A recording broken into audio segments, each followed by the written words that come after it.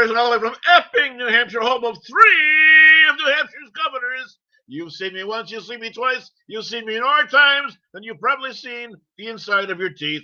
Mr. B here with Politicking with Mr. B. Good evening, everyone. We're going to have one hell of a show for you this evening. But before anything else, of course, country comes first. Blazeman, will you run up the colors, please, because we want to salute the flag.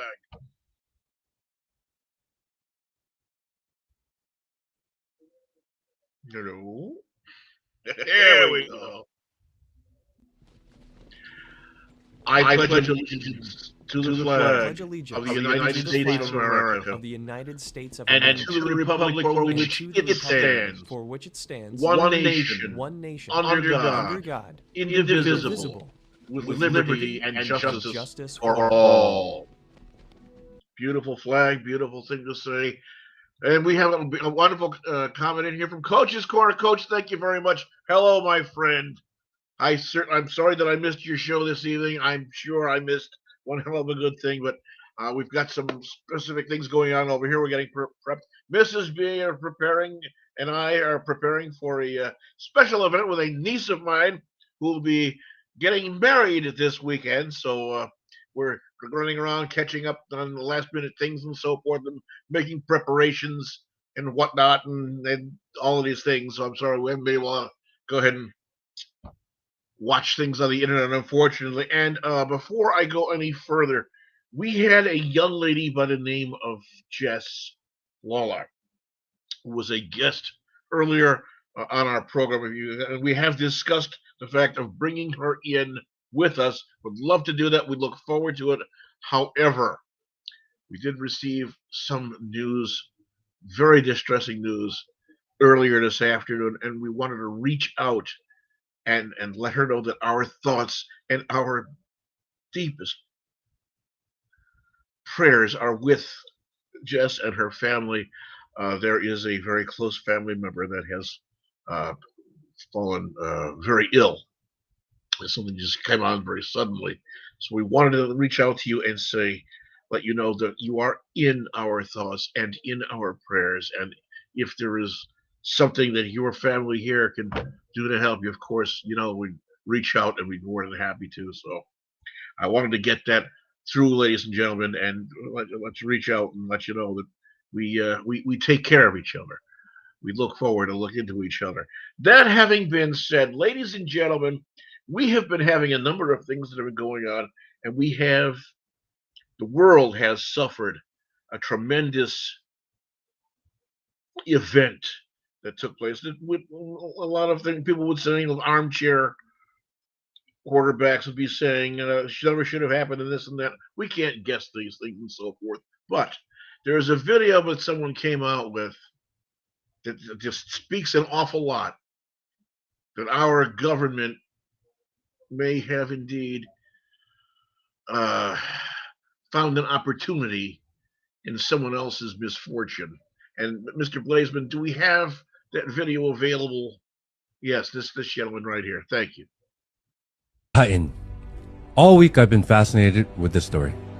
Billionaire trapped in the bottom of the sea in search of the Titanic.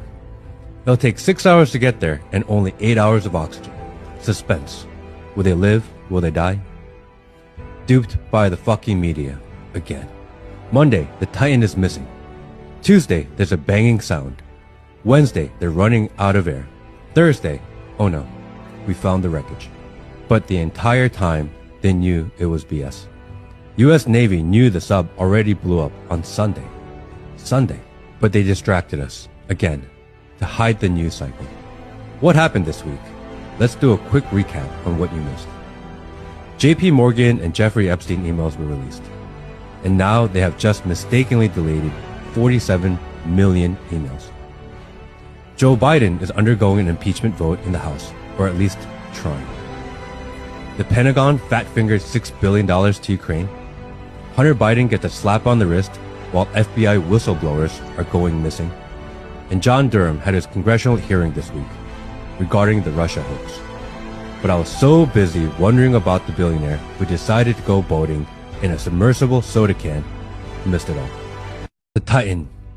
All week I've been fascinated with the... Man says an awful lot. He doesn't pull any punches, and I applaud him for it. Thank you very much. Yes, that's right. Rather than bring things out into the forefront that should have been spoken about, rather than the items going on, multiple things going on with Joe Biden and his son, rather than talking about the millions and so forth, billions that have been just taken, shoved around over to the Ukraine, rather than anything else, the congressional hearings or whatever else, people put a human interest story.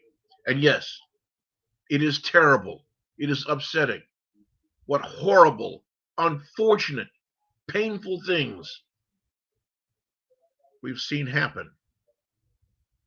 And there are families who are left behind,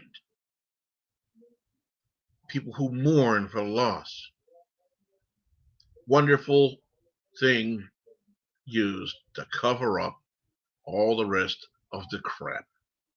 And I don't know about you, ladies and gentlemen. I really don't how you feel, but I, for one, I'm just freaking tired of this crap. It's time to start facing things. We've got this 11 billion pound elephant in the middle of the room, and these people are showing us crumbs in the ground left by birds that they wouldn't eat. For God's sake, ladies and gentlemen, if this isn't a warning sign screaming at you that changes need to be made, nothing ever will get through. And yes, changes do need to be made.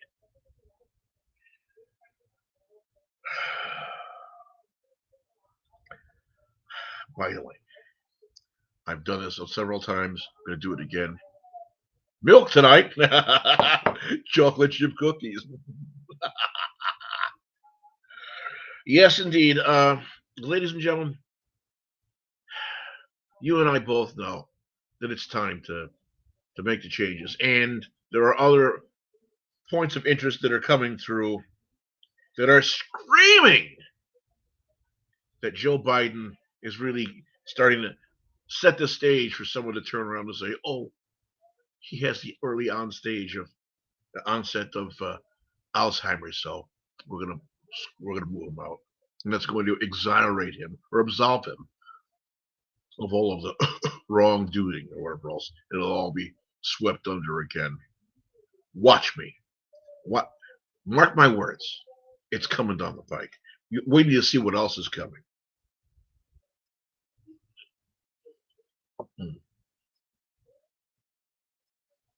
If it would be apple pie, that would be the one thing that's better than chocolate chip cookies, in my opinion. All right.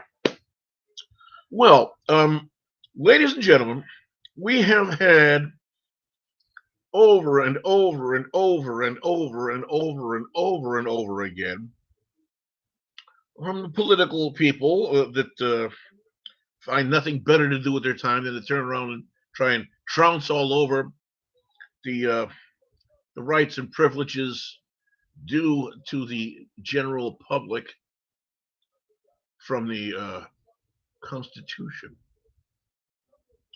And they use every means of scare tactic that you can think of to turn around and say, guns are a problem, and guns need to be taken away, and guns this and guns that, and whatever else. So I think maybe it's time we got a little education about how things worked and how they evolved. So the first thing I want to show you, before anything else, everybody keeps decrying how terrible things are about semi-automatic functioning guns versus single shot, single action guns, and so forth. I've got something here to show you that absolutely dispels the rumor. Absolutely dispels it, and it's going to show you how a gun which is designed only to be fired one time, and then it has to be recocked and then fired again, can actually be fired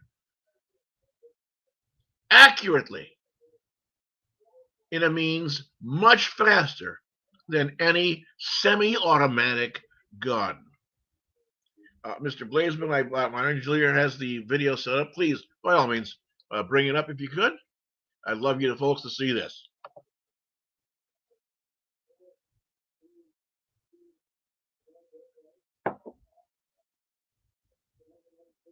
Here with Bad Bob, one of the contestants in the End of the Trail for 1986. So, Bob, you were telling me about the different facets of gunslinging, and also, I guess you are known as one of the fastest gunslingers in the world.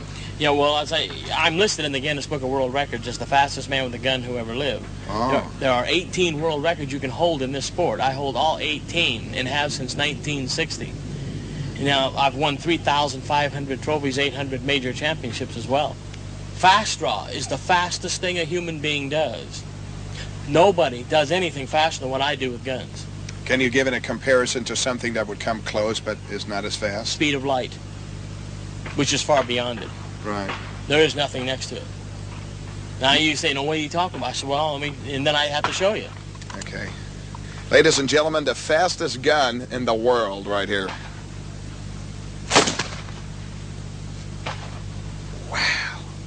Bob, you are quick. Well, the first reaction that people have when they see this draw is, now, wait a minute, could you really hit anything doing that? Right. Well, let me show you my own way with a target that is indeed out of the holster. Let me set this target up. I'll shoot about 8 feet away because I'm shooting blanks now. Here we go.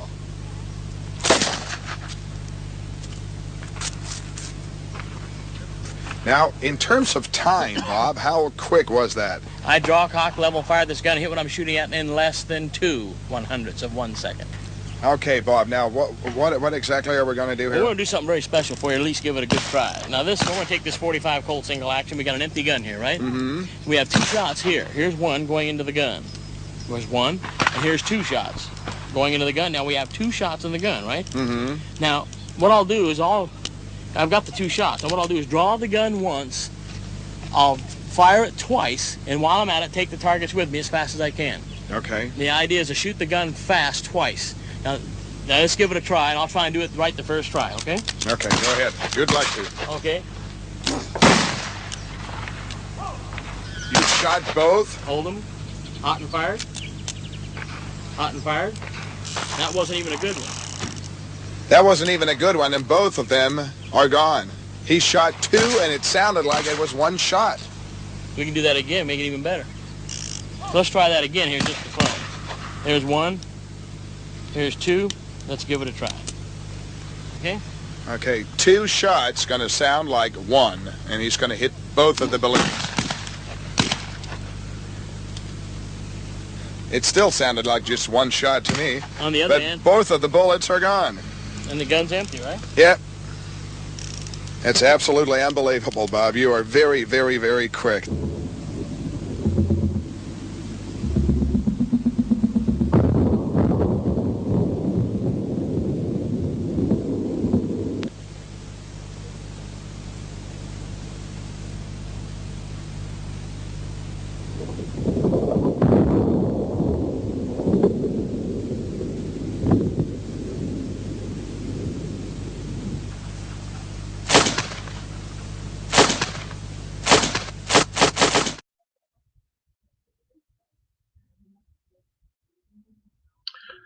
All right, ladies and gentlemen, I am sure after seeing this, it dispels the rumor that semi-automatic guns are more threatening than guns that can be used to fire only 1 round at a time, even though semi-automatic guns are exactly that. Guns that only fire 1 round of ammunition for every time the trigger is squeezed. This, in essence, tells you that these guns are no more dangerous and they're no less vital than the others. Ladies and gentlemen, semi-automatic guns. They're born of the need of firing as many rounds of ammunition for defense as possible.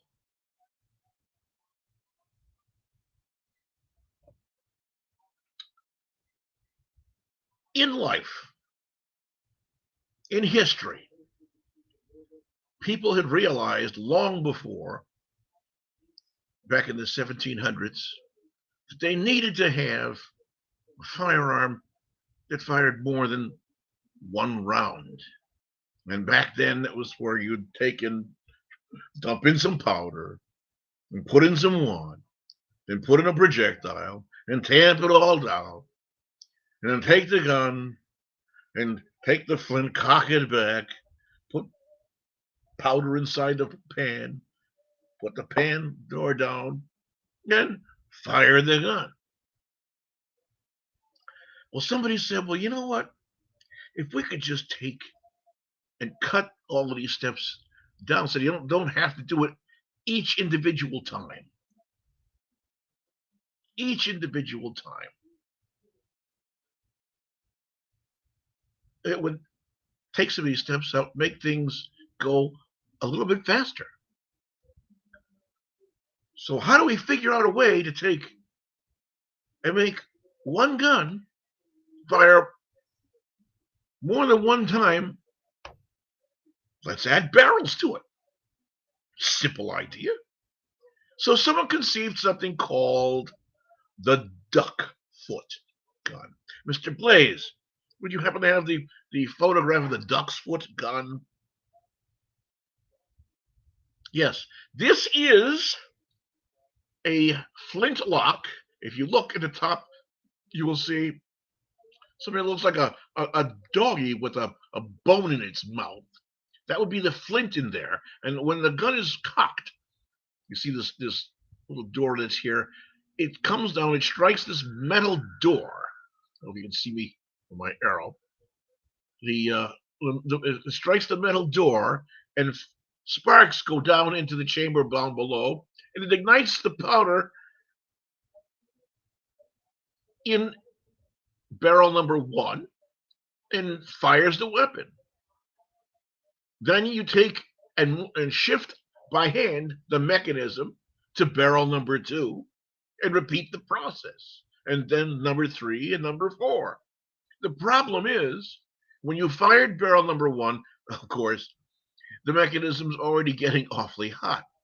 Fire mechanism number 2, now this thing's really hot, and you're not really going to be able to touch this thing too easily. Plus, one of the biggest problems was, with this gun, unfortunately, it didn't always fire only one barrel at a time.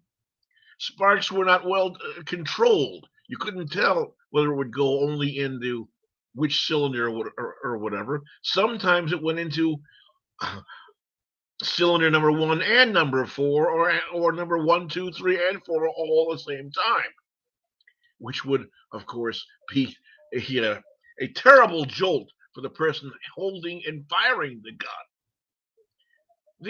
These weapons, although very formidable, weren't very accurate at further than very close range. So people standing fairly close to each other. You couldn't fire this and hope to hit somebody 20 feet or 30 feet away.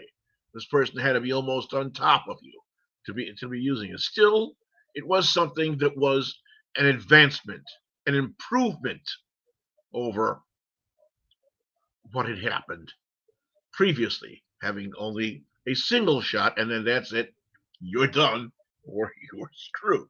If you've got a single shotgun and you're being attacked by 2 or 3 assailants, here we have something called the Ethan Allen pepper box. And it's called a pepper box. It has 4, count them, 4 barrels that are mounted together in a circle.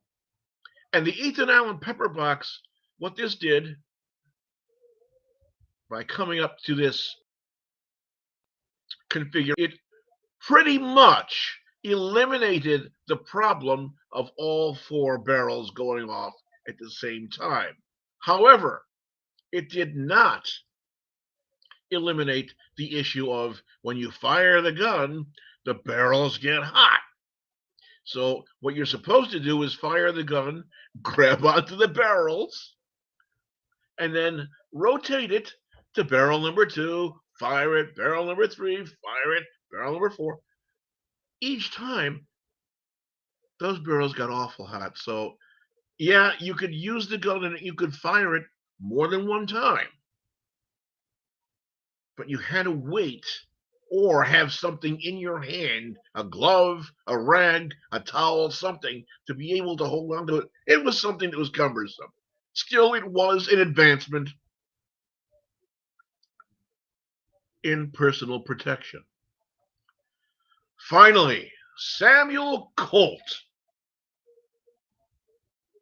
came up with the idea of taking and putting 6 or 5 rounds in a rotating cylinder. So we have what people call a wheel gun, or what's called a revolver. And what we have here is a picture of a Colt single-action 6 revolver. There were 6 shots that were inside this. You would cock the hammer, which is up at the top, back, squeeze the trigger, it would fire. Cock the hammer again, and while doing so, it would return the cylinder, putting a unfired cartridge in place and allowing you to fire again. And you could do this 4, 5, or 6 times. Unload the gun, or take out the spent brass, reload the gun, and you didn't have to worry about touching the cylinder too many times because it's overheated or something like that, because, well, now you're not grabbing onto it instantaneously. Quite an advancement, and it made things much easier for personal defense and fighting in military reasons. It was so good that someone decided, let's try and use the same principle in a rifle. And here we have a fine example of it's a Colt revolving cylinder rifle from 1855 to 1856. These were made. They're very rare, and I'll tell you why. If you notice, these have nipples up over in the area, that these were used for percussion cap. These were not guns that we used with standard cartridges that we have today. And the problem with these were, again, although the gun was much safer than, say, the pepper box, still there were chances that when the gun was fired, the black powder would catch into the other cylinders, and the gun actually, in a number of cases, exploded on the user. Also, because this was something that was using what they call black powder, which produced an awful lot of smoke when fired, it made a big cloud. So even though this was a long gun that we could use to fire at great distances, 1 or 2 shots are on the third. By the time, of course, the third shot was fired in succession, there was so much smoke all over the place you couldn't see what you might be firing at. For these reasons, and because in order to reload the gun, you had to remove the cylinder and repack with black powder, and then packing, and then put the projectile in, and so forth. Remount the cylinder back inside after putting on percussion caps. Again, this was something that was very, very cumbersome. Hence the need for another type of what they came up with. Someone finally came up with the idea of what they call lever action. And this truly was a finer advancement in firing. You actuate the lever by a ring and a stirrup underneath, with it beyond the trigger guard, force it forward, bring it back. It brings up a new cartridge out of magazine built into the gun. It aligns it into the chamber. The bolt, as you pull back, rams it home, and you are able to fire again. This was an amazing, astounding advancement in the history of guns and what guns could do. That made what they called the gun that won the West. Why? Because it made it possible. And here we have a picture of one. Now this one, believe it or not, is in .22 caliber. You'll see a divot at the rear in the edge of the stock. That is an area where there is a round where they actually took and put in the rounds of ammunition, and it fed it up into a pipe inside, in back. That's good. Thank you very much for that indication, Mr. Blazeman. I appreciate your assistance. Making the gun ready to be fired multiple times in succession. And again, you would have to squeeze the trigger one time, it would fire, squeeze it again, it would fire, and so on until you were done shooting, out of ammunition, whatever. Again, this was something that made a wonderful advancement in the history, in the technology of guns.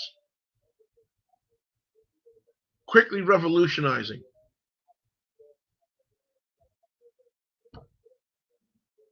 what warfare had become. And also hunting. These things all led up to what we've had next. And we'll be talking again in a couple of minutes about a little bit more about what leads up to what we have now. We've got a number of things to show you, and I'm sure you're going to be quite astounded at what we see. In the meantime, we're going to take a break. I'm going to get some more milk, and I'll see you all again soon, probably in about 3.5 minutes or so.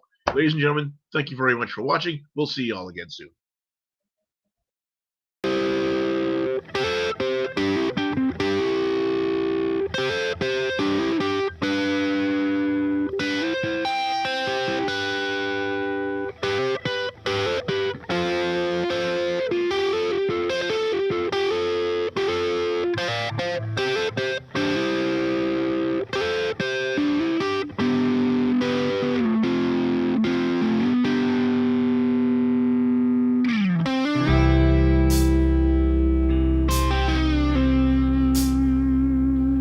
In the distance, light years from tomorrow, far beyond yesterday, she is watching, heart aching with sorrow.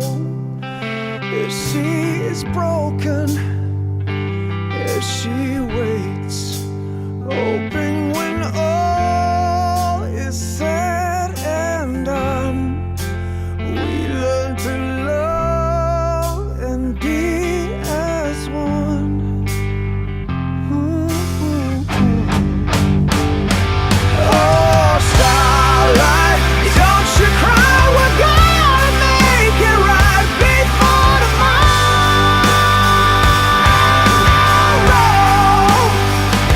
Oh, starlight, don't you cry, we're gonna find the place where we belong, where we belong. And so you know, you'll never shine alone. There are shadows deep in the horizon that leave us scared and so afraid. As the fallout of a world divided, it brings her tears and so much pain. So we take cover from the dark, hoping to find where we can start. Oh, starlight, don't you cry, we're gonna make it right before tomorrow.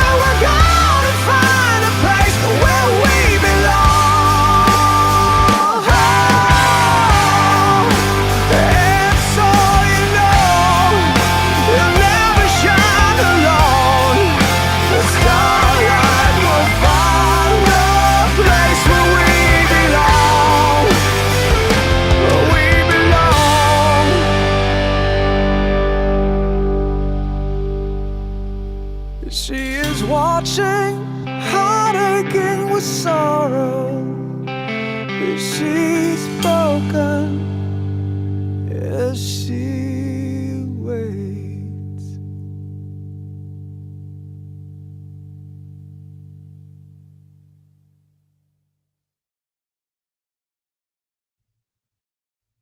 And I want to reach out and say thank you very much to our engineer, Mr. Glazeman, for those wonderful selection of the music and so forth, the graphics. What an incredible upbeat thing to bring in. He's really doing a fine job, everybody. Thank you. Let's give him a round of applause. Mr. Blaze St. Pierre, thank you very, very much for all that you do. That having been said, by the way, the fellow who really made the rifle that won the West and really the revolution in gunning was Winchester. By the way, a lot of people don't remember those things, but now we're going to reach forward a little bit further. In 1893, there was somebody who said, I got to make a gun that does a little better than that. So they came up with something called a parabellum. If you take a good look at it, it will look questionably almost like something else that I'm sure you folks might recognize if you're World War II-esque. Do we have a picture of that parabellum, Mr. Blazeman, down inside there? I believe it was a longer-looking some. Anyway, the gun was made back in 1893, and it was someone who figured out, you know what? The gun's being fired. There's all this gas that's projecting out this thing. When the gas does nothing else, why don't we use some of that gas that's compressed inside there to do something else with it and help out to fire the gun again? So they conceived and concocted and sat around drawing and so forth this item, which was the earliest 1893 model, the very first semi-automatic gun, where in the handle there was a magazine, a little box that held a number of rounds of ammunition that were stacked all in a row on the top. And if you look at it, you'll see something that looks like an eyeball staring at you. That was used to pull back for the bolt to open up to make the spring inside that magazine push up a cartridge. And when you released it, it would take the cartridge and shove it forward into the barrel.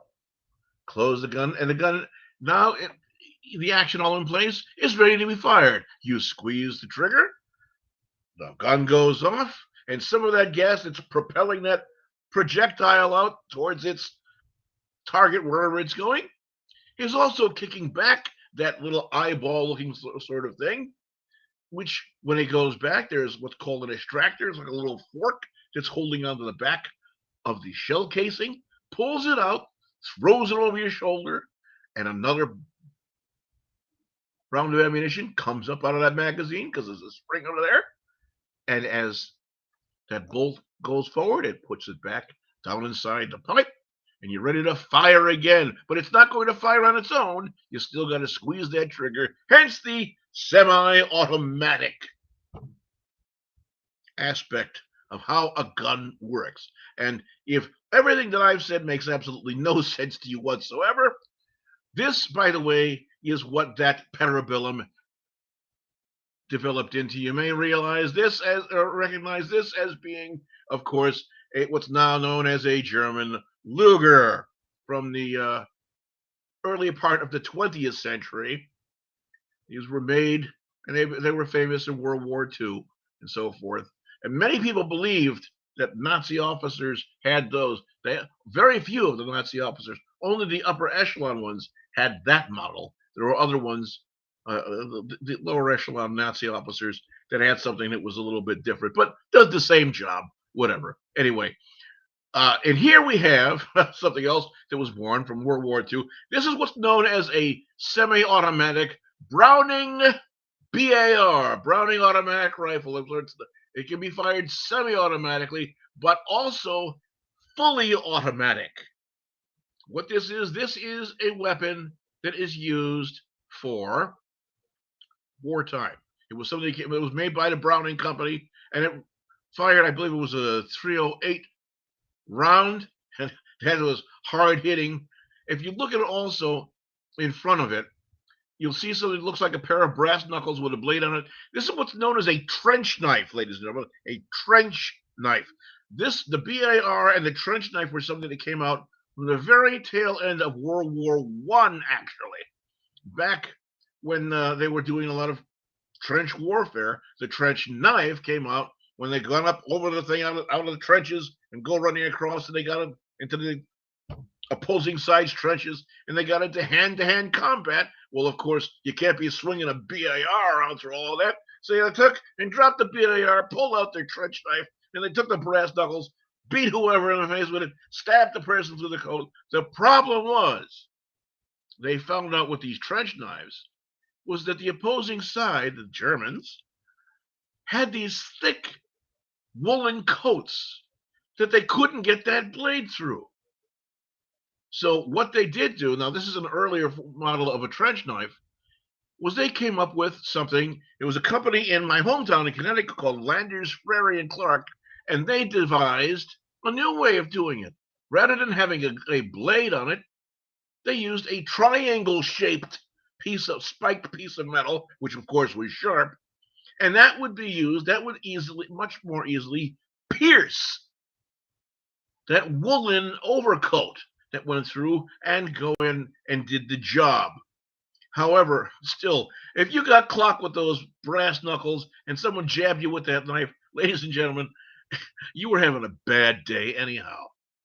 But what we do want to tell you about, and we want to show you, is we do have a video, I believe. Do you have it in the queue, Mr. Blazeman, that actually shows, it teaches us how a semi-automatic gun actually works? I believe we have an animated, try that again, an animated video. Do you have that? I hope. Maybe we can bring that up. In this video, we will see the cycle of operation in a semi-automatic pistol. Watch as a cartridge is taken from the magazine and fed into the chamber.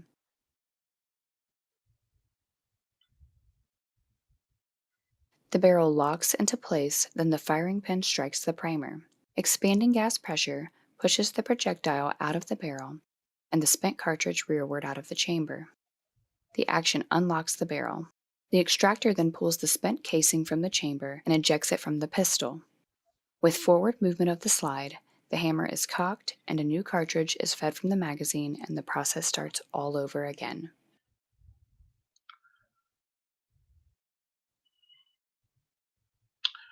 I love it when there's somebody who can explain things a hell of a lot better than what I do. That there, ladies and gentlemen, is the nuts and the bolts of it, so to speak. That's what a semi-automatic gun is all about. You fire one round, it puts a new one inside the chamber for you. Then you fire the next one if you need to, or for whatever you're doing. If you're shooting targets, if you're hunting deer or antelope or whatever, It's not something that is a fully automatic gun. And it is no more hideous a thing or infernal a machine than anything else. It's a tool. I don't know why certain people can't understand that, but they tend to turn around and villainize these things simply because of the way that they work. I am working here now to dispel those rumors and let you know this is what happens. This is how it works. It doesn't go bang, bang, bang, bang, bang unless you're going bang, bang, bang, bang, bang, bang, or whatever else. Ladies and gentlemen, when people use those words, assault rifles or whatever else, we've got another photograph. I want to show you something. There was something back in the early part of the 20th century, very early, back in, I believe it was in 1916, it was the Thompson company made something called the Thompson submachine gun, and it was a fully automatic gun. And it did. They were called. They had a nickname for them. Several nicknames. They were trench brooms. They were designed so that people fighting wars in World War I, when they had trench warfare, for someone to take a gun and fire it, and with a trench broom, it meant you went and swept the trenches with it. A trench broom. That's what it was designed for. And this is a picture of something of what? What do you think this is? Well, if you said that this was a Tommy gun, a Thompson submachine gun, a Chicago typewriter, as they also were called, a Tommy gun, trench broom, you're absolutely wrong, ladies and gentlemen. Why? Because this is something that's made to look like, it's made in the same manner of a Thompson submachine gun. But you know what? This is an actually 22 caliber semi-automatic rifle. It does not fire fully automatic. It is a replica made to look like a Thompson submachine gun. Why? People want to own something that's legal for them to own without having to get special licenses and spend an awful lot of money loading up 45 caliber ammunition and blowing through it. And those things, by the way, that drum that was there, the drum magazine, these would either take those drum magazines, which were heavy as hell. They would take 100 rounds or 90 rounds of ammunition. Those things weighed a ton. Or they would take the 40-round stick magazine. And it's still, those guns, the real ones, weighed a ton.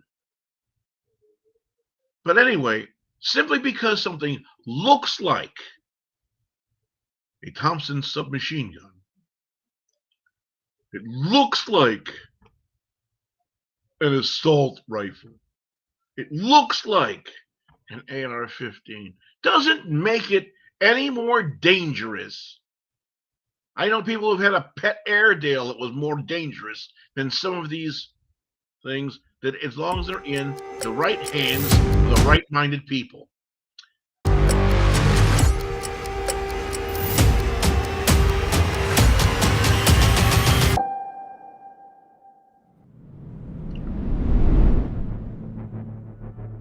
Pressing the magazine release frees the magazine from the lower receiver. Rounds are loaded and held under high force of the magazine spring. It's then inserted into the magwell and secured by the magazine catch. Pulling and releasing the charging handle chambers the first round. The charging handle forces the bolt carrier group to the rear. As it comes back, the action spring is compressed. As the carrier returns forward, the bolt strips the top cartridge from the magazine and guides it into the chamber. Housed within the bolt carrier is the bolt. The bolt contains several locking lugs that engage with the barrel extension lugs. As it makes contact with the barrel breech face, the bolt turns and locks into place. The locking function is due to the cam pin housed within the bolt. The pin rides along a track in the bolt carrier, allowing it to rotate. When the bolt is open, it's locked in the forward position and can only rotate once the cam pin has cleared the recess in the upper receiver. I used it for 20 minutes per day for 6 weeks, and these are my results. $69 special. In the rare occurrence where the bolt fails to fully close, the forward assist may be used. Pressing the forward assist plunger allows the pawl to engage with the notches cut into the bolt carrier.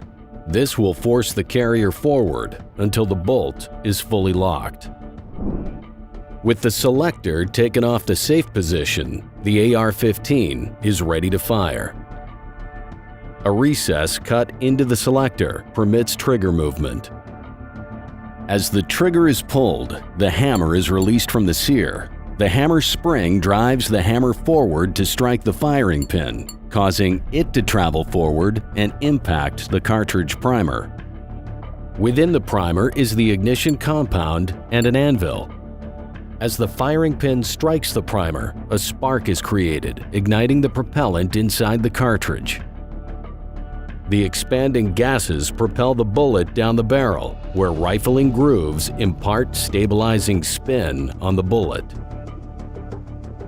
The gases escape through a small port in the barrel, through the gas tube, and into the bolt carrier key, forcing it to the rear.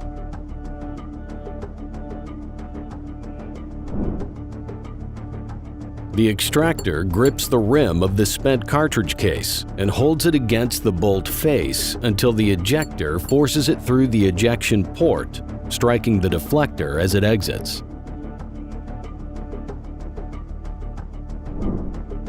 As the bolt carrier comes back, it returns the hammer to its cocked position and stays held back by the disconnector. When the buffer reaches the back of the receiver extension, the action spring returns the bolt carrier forward. As it returns, the bolt strips a new cartridge from the magazine and directs it into the chamber. Simultaneously, the extractor clips into the rim of the new cartridge. Release. Okay, ladies and gentlemen, I want to again reach out to Blazeman. Thank you very much for getting these things all in line and up so we can see these things, so we can help teach the people, and the people can help learn and make their decisions and so forth on their own about how things are. Now, I hope that helps you understand what things are or people are talking about. And it shows you that this works in exactly the same mannerisms, or perhaps a little bit different, but only because of design issues and so forth. It's a semi-automatic handgun. It was made back in the early 1900s. There's nothing any different. So anybody throwing a name out that sounds like it's going to be a horrifying thing or whatever else, it's just that. They're doing whatever they can to scare you. And the problem with that is that people will go out and they will say anything about anything. And everybody it just catches to things and it gets into people's heads. The next thing you know, it's hysteria. And why? Because there are these people, for whatever reason, they want to put forth their agenda and they want people to follow along. They want people to be fearful. Oh, well, we'll protect you. We'll be happy to just take away your right to own a gun simply because we don't like the way that this operates and things. It's not the gun. It's not the gun. It's who uses it. Rather than making political statements about the way a gun is made or throwing a name around or something like that, trying to scare people, maybe it's time these people focused more on taking care of the real problem. Again, that 11 billion pound elephant in the room. The mental health issue. Nobody wants to realize or acknowledge is there and offer up a viable means of rectifying. Rather than that, they'd rather go for the easy thing. Take the guns away. Scare the hell out of the people. Oh, yeah, we'll take care of you. Just look, they certainly are taking care of all the things going on out there in California, Oregon, Washington State, Chicago. Why? Well, people are saying, oh, we got it. Look at all the laws that they have. The anti-gun and the gun registration and the whatever it is laws they got for tests or background investigation things and everything else that they have. And look what's happening out in Chicago. Why? Are these legal gun owners that are running around shooting each other? Hell no. These are criminals who have obtained the guns that they have in a foul, vile fashion. They're not adhering to any gun laws. Would say that they're not adhering to any laws of any kind.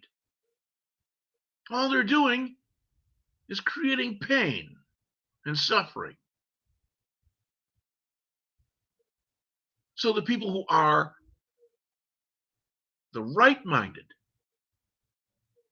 the people who are law-abiding, upstanding citizens, who want to protect themselves, because everybody knows, as much as we love the police, there aren't enough of them. And every time we turn around, these people are trying to take away more police powers, so the criminals are more emboldened.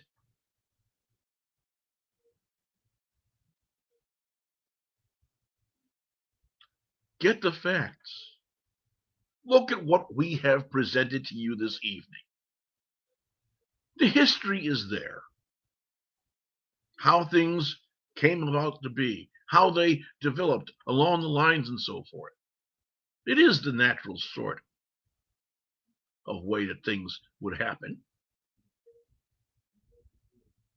We didn't have some spaceship come down and say, oh, by the way, here, we think you should have this AR-15 gun. No. No. Ladies and gentlemen. There are a great number of space cadets that are out there that want you to not have them. I would much rather, thank you very much, have my right to keep and bear arms left exactly as it is. Thank you very much. And whether or not I own an AR-15 or an antique parabellum, or if I got the necessary paperwork and licenses and so forth, if I owned a Browning automatic rifle, it's nobody's business but my own what I want or what I have or what I use in my home. So please, don't come walking around with your pads, with your petitions, turning around and saying, here, we want to put things that you have mandatory gun lists so that we can take and get the serial numbers and names and identification of all the guns that you have, so that when we put forward our agenda again a little further, then next thing you know, we're coming by after every gun that you've got. And if you don't give them up, guess what happens next? Sorry, ladies and gentlemen.